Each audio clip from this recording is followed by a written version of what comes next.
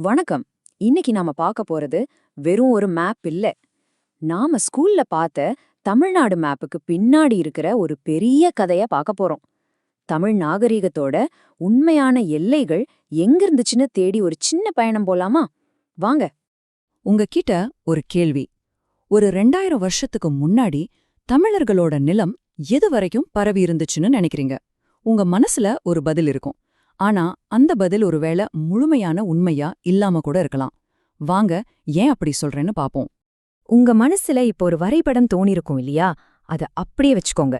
ஏன்னா நாம இப்ப பார்க்க போற உண்மையான நிலப்பரப்பு நீங்க கற்பனை பண்றதை விட ரொம்ப ரொம்ப பெரியது. இது நம்மளோட பொதுவான வரலாற்று புரிதலையே மாத்த போகுது. சரி, முதல்ல நாம எல்லாரும் செஞ்சுட்டு இருக்கிற ஒரு பொதுவான தப்பிலிருந்து ஆரம்பிக்கலாம். அதுதான் தமிழ்நாடு வரைபடம் பத்தின ஒரு தவறான புரிதல். எல்லா குழப்பத்துக்கும் இதுதான் ஆரம்ப புள்ளி. இது நாம ரொம்ப தெளிவா புரிஞ்சுக்கணும். இன்னைக்கு நாம பாக்குற தமிழ்நாடு மேப் இருக்கு இல்லையா, அது நிர்வாக வசதிக்காக, அதாவது அட்மினிஸ்ட்ரேஷனுக்காக வரையப்பட்ட கோடுகள் தான். அதுக்கும் நம்மளோட ஆயிரக்கணக்கான வருஷ பண்பாட்டு எல்லைக்கும் எந்த சம்பந்தமும் இல்ல. ரெண்டும் வேற வேற. இங்கதான் ஒரு ஆச்சரியமான விஷயம் இருக்கு. அந்த பழங்கால தமிழ் நிலம் இன்னைக்கு இருக்கிற தமிழ்நாடு மட்டும் இல்ல, கேரளாவுல ஒரு பெரிய பகுதியும் ஆந்திராவுல ஒரு சில பகுதிகளையும் உள்ளடக்கி இருந்துச்சு. ஆமாங்க, 3 மாநிலங்களை இணைச்ச ஒரு மிகப்பெரிய பண்பாட்டு நிலம் அது. அப்போ அந்த பழைய நிலத்தை நம்ம எப்படி சொல்றது? இங்கதான் தமிழகம், தமிழ்நாடுன்னு 2 வார்த்தைகளுக்கு நடுவுல இருக்கிற ரொம்ப முக்கியமான வித்தியாசத்தை நம்ம புரிஞ்சுக்க போறோம். இந்த ஸ்லைட கொஞ்சம் நல்லா பாருங்க. இதுதான் இந்த முழு விளக்கத்தோட மையக்கரு. இடது பக்கம் இருக்கிற தமிழ்நாடுங்கிறது 1956க்கு அப்புறம் உருவான ஒரு அரசியல் யூனிட், ஒரு ஸ்டேட். ஆனா வலது பக்கம் இருக்கிற தமிழகம்ங்கிறது 2000 வருஷத்துக்கும் மேல பழமையான ஒரு நாகரிகத்தோட பெயர். ஒன்னு வெறும் கோடு, இன்னொன்னு நம்மளோட வரலாற்று அடையாளம். சரி, தமிழகம்னு சொல்றோம். அப்போ அதோட எல்லைகள் என்ன? எங்கிருந்து எங்க வரைக்கும் இருந்துச்சு? இதுக்கான பதில நாம எங்கேயும் தேட வேண்டாம், நம்மளோட சங்க இலக்கியங்கள்லயே இருக்கு. இதோ சங்க இலக்கியங்கள் சொல்ற தமிழகத்தோட பரந்த எல்லைகள்.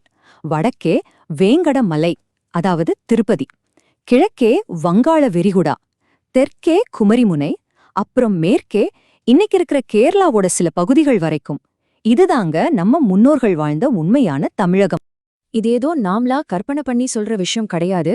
இந்த எல்லைகள் எல்லாமே 2000 வருஷம் பழமையான சங்க இலக்கியங்கள்ல ஒரு கல்வெட்டு மாறி ரொம்ப தெளிவா பதிவு செய்யப்பட்டிருக்கு. இதோ பாருங்க, நேரடியா தொல்காப்பியத்திலிருந்தே ஒரு ஆதாரம். வடவேங்கடம் தென்குமரி ஆயிடை தமிழ் கூறும் நல்லுலகம். அதாவது வடக்கே வேங்கடமலைக்கும் தெற்கே குமரிக்கும் இடைப்பட்ட தமிழ் பேசும் இந்த நல்ல உலகம்னு அர்த்தம். இதைவிட ஒரு தெளிவான ஆதாரம் வேணுமா? அப்பப்பா, இவ்ளோ பெரிய நிலம் ஒரே மொழியால இணைக்கப்பட்டிருந்தா அத ஆண்டதும் ஒரே அரசாங்கமா? அதுதான் அடுத்த சுவாரஸ்யமான கேள்வி. இங்கேயும் நம்ம நம்பிட்டு இருக்க ஒரு விஷயம் உடைய போகுது. பழங்கால தமிழகம் முழுசும் ஒரே ராஜாவோட கண்ட்ரோல்ல ஒரு பெரிய பேரரசா இருந்துச்சுன்னு நிறைய பேர் நினைக்கிறோம். ஆனா உண்மை அது கிடையாது. அது ஒரு கட்டுக்கதை. உண்மையில தமிழகத்து மூவேந்தர்கள்னு சொல்லப்பட்ட 3 பெரிய வம்சங்கள் தான் ஆட்சி செஞ்சாங்க. சேரர்கள் இன்னைக்கு இருக்கிற கேரளா பகுதியையும், சோழர்கள் காவிரி டெல்டா பகுதியையும், பாண்டியர்கள் மதுரையையும் மையமா வச்சு ஆட்சி பண்ணாங்க. இங்கதான் நாம கவனிக்க வேண்டிய முக்கியமான விஷயம் இருக்கு. அரசர்கள் வேற, அவங்க ஆட்சி செஞ்ச பகுதிகள் வேற. ஆனா அந்த மொத்த நிலப்பரப்பையும் ஒன்னா இணைச்ச ஒரு சக்தி இருந்துச்சு. அதுதான் தமிழ் மொழி, தமிழ் இலக்கியம், தமிழ் பண்பாடு. அரசியல் எல்லைகளை விட பண்பாட்டு எல்லைகள் எவ்வளவு வலிமையானதுங்கிறதுக்கு இது ஒரு அருமையான உதாரணம். சரி, அப்போ எப்படி இவ்ளோ பெரிய ஒரு பண்பாட்டு நிலம் சுருங்கி இன்னைக்கு இருக்கிற தமிழ்நாடு மேப் ஆச்சு? அந்த கதை பல 100 வருஷங்களா நடந்த ஒரு பெரிய கதை. இந்த மாற்றம் ஒரே நாள்ல நடக்கல, பல 100 வருஷங்களா கொஞ்சம் கொஞ்சமா நடந்தது. வடக்க மௌரியர்கள் வர்றதுல ஆரம்பிச்சு, அதுக்கப்புறம் வந்த பல ராஜ்யங்களோட எழுச்சி வீழ்ச்சி, கடைசியா பிரிட்டிஷ்காரங்க அவங்களோட நிர்வாக வசதிக்காக இந்தியா மேப்பையே மாத்தி வரைஞ்சது வரைக்கும் ஒவ்வொரு காலகட்டமும் தமிழகத்தோட அரசியல் வரைபடத்தை மாத்திக்கிட்டே இருந்துச்சு. அதனால நாம என்ன புரிஞ்சுக்கணும்னா, தமிழகம் சுருங்கி போச்சுன்னு சொல்றதை விட அரசியல் காரணங்களுக்காக பிரிக்கப்பட்டுடுச்சுன்னு சொல்றதுதான் சரி. நம்மளோட பண்பாடு ஒரு நதி மாதிரி, ஆனா நிர்வாக எல்லைகள் அதுக்கு நடுவுல அணைகளை கட்டிடுச்சு. சோ இதெல்லாம் நம்மள எங்க கொண்டு வந்து நிறுத்துது? ஒரு சக்தி வாய்ந்த இறுதி முடிவுக்கு. இது வரைபடம், அரசியல் எல்லாத்தையும் தாண்டின ஒரு விஷயம்.